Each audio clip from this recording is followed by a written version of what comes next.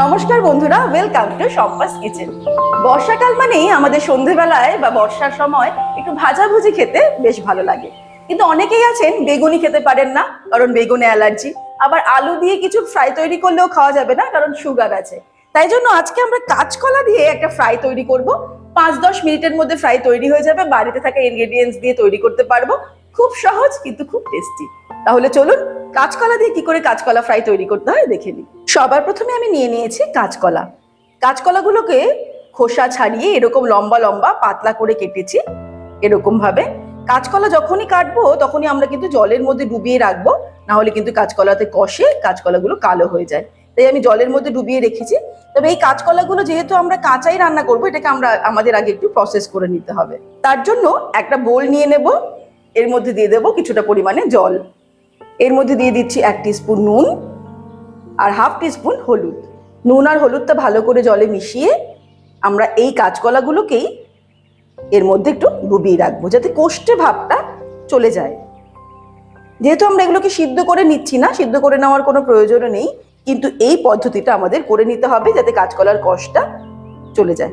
খুব বেশিক্ষণ নয়, 5 থেকে 10 মিনিট আমরা এরকম এর মধ্যে একটুখানি ডুবিয়ে রাখবো। ততক্ষণে আমরা ব্যাটার তৈরি করে নেব। এবারে ব্যাটার তৈরি করার জন্য একটা বোল নিয়ে নিয়েছি। এর মধ্যে আমি দিয়ে দেবো বেসন। 1 কাপ পরিমাণে বেসন দিলাম। বেসনের সঙ্গে আমি অ্যাড করে দেব চালের গুঁড়ো। 2 টেবিল স্পুন চালের গুঁড়ো দিয়ে দিলাম। দিয়ে দিচ্ছি 1/2 টিস্পুন হলুদ, 1/2 টিস্পুন লঙ্কার গুঁড়ো, ঝালটা নিজেদের স্বাদ অনুসারে অ্যাড করতে হবে। 1/2 টিস্পুন নুন, দিয়ে দিচ্ছি 1/2 টিস্পুন চিনি স্বাদটাকে ব্যালেন্স করার জন্য। 1 পিঞ্চ মতো আমি দিয়ে দিচ্ছি বেকিং সোডা। 1/4 টিস্পুন দিয়ে দিচ্ছি কালো জিরে। অনেকেরই ভাজাভুজি খেলে অম্বল বা অ্যাসিডিটি হয়, সেই জন্য আমি অল্প পরিমাণে জোয়ান নিয়ে এইভাবে জোয়ানটাকে ক্রাশ করে এর মধ্যে দিয়ে দেব। এটা অপশনাল। দিয়ে দিচ্ছি 1 টিস্পুন রসুন বাটা। এটা অপশনাল। যারা রসুনের ফ্লেভারটা পছন্দ করেন না বা একদম নিরামিষভাবে বানাতে চান, তারা স্কিপ করতে পারেন। এবারে আমি সবকিছুকে মেখে নেব।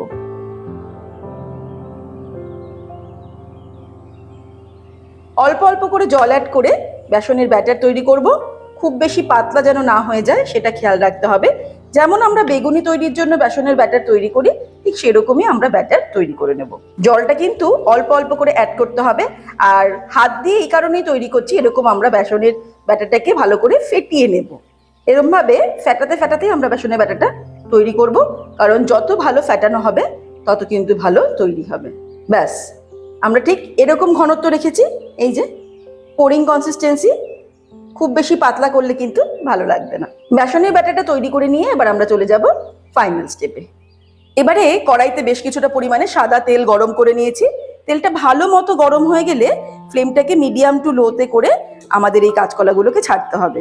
যেমন আমরা ডুবো তেলে বেগুনি ভাজি, ঠিক একই রকম ভাবে কিন্তু ডুবো তেলে এটাকে আমাদের ভাজতে হবে। আর মিডিয়াম টু লো ফ্লেমে এই কারণেই রাখবো যে কাঁচকলাগুলো কিন্তু আগে থেকে আমাদের সিদ্ধ করা নেই, যাতে ভালো মতো ভেতরটাও রান্নাটা হয়ে যায়।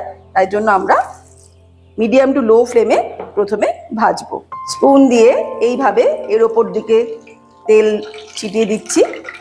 মিনিট খানেক যখন হয়ে যাবে তখন এগুলোকে আমরা উল্টে দেবো।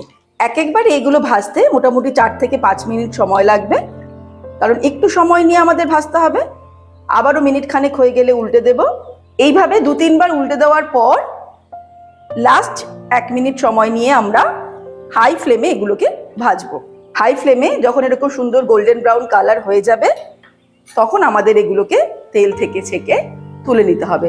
যেমন দেখতেই পাচ্ছ কালারটা কিন্তু সুন্দর চলে এসেছে। ভাজা আমাদের কমপ্লিট। তখন আমরা এগুলোকে এভাবে তুলে নেব। ব্যাস, জাস্ট 5-7 মিনিটের মধ্যে তৈরি হয়ে গেল দারুণ টেস্টি আর হেলদি কাঁচকলা ফ্রাই। বাড়িতে যদি এরকম কেউ থাকে, বেগুন খেতে পারে না অ্যালার্জির জন্য বা আলু খায় না সুগারের জন্য, তাদের জন্য কিন্তু এই কাঁচকলা ফ্রাই আপনারা তৈরি করে দিতে পারেন, খুব আনন্দ সহকারে খাবে। আজকে রেসিপিটা ভালো লাগলে রেসিপিটাকে লাইক করতে আর শেয়ার করতে ভুলবেন না। আর এরকমই দারুণ দারুণ রেসিপির আপডেট পাওয়ার জন্য সম্পাস কিচেন চ্যানেলটিকে সাবস্ক্রাইব করে দিন। ভালো থাকবেন, সুস্থ থাকবেন। আমি আবার হাজির হব নতুন নতুন রেসিপির সঙ্গে। নমস্কার।